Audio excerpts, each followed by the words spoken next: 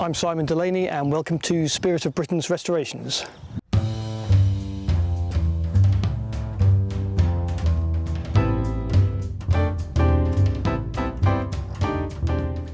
We've brought the Austin into Spirit of Britain's workshops, and as you saw earlier, we had dismantled the front end, taken the engine and transmission out, the radiator, all the seats and the interior and the headlining. So now we can have a look at the chassis close up and have a look at the condition it's in and decide what we have to do next. Okay. Looking closely at the front end of our Austin, we've got Girling shock absorbers and what's left of a wiring harness, which we definitely can't use because of the corrosion and the insulation's broken down, so we'll use that as a pattern.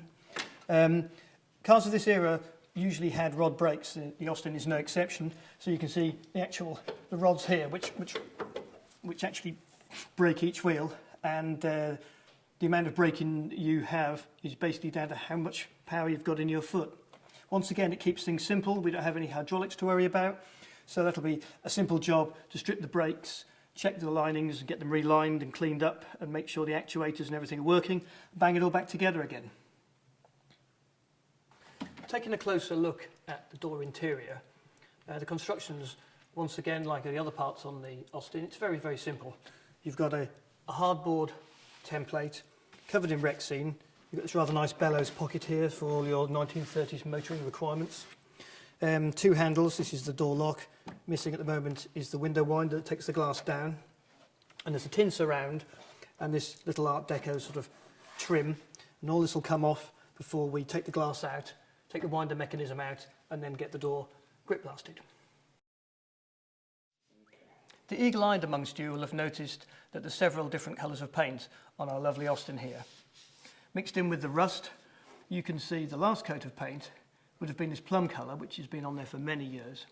Before that, there's a classic 50s powder blue colour, but most importantly, before that, and on top of the primer against the metal, the original paint is this matte dark green, dating from World War II. I know it's not a post-war green because bronze green was a gloss colour they used after the war, and this is definitely a World War II olive drab colour. Let's have a closer look at some more of this paint. Now this area of the car, as you can see, I've taken a DA tool and taken off the plum coloured paint, which was the last colour that was put on the car. So now we've got a large area of this 50s pale blue colour, and you can see below that coming through is the army green. All these little rust spots and crazing is the reaction of different types of paint between each other as they dry out over the years.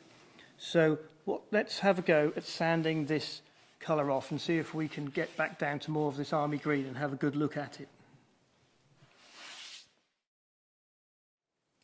The only problem, obviously, trying to do a documentary and explain what I'm doing when you put a mask on, is the problem is can't hear anything in the tank. Look at that big.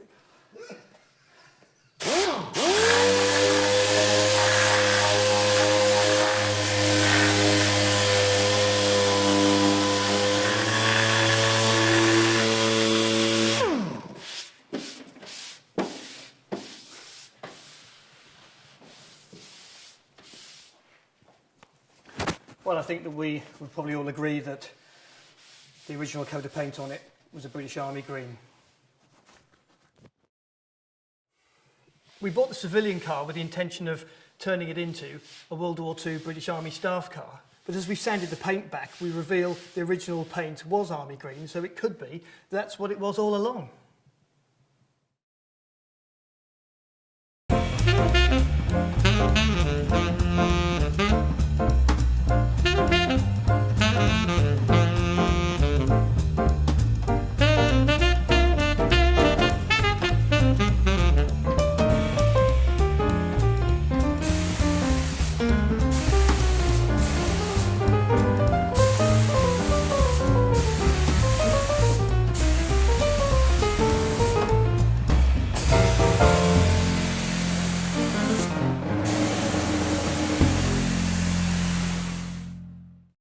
So with the Austin stripped down to the bare shell and carefully grip blasted and primed, the chassis and engine bay was given a coat of black paint.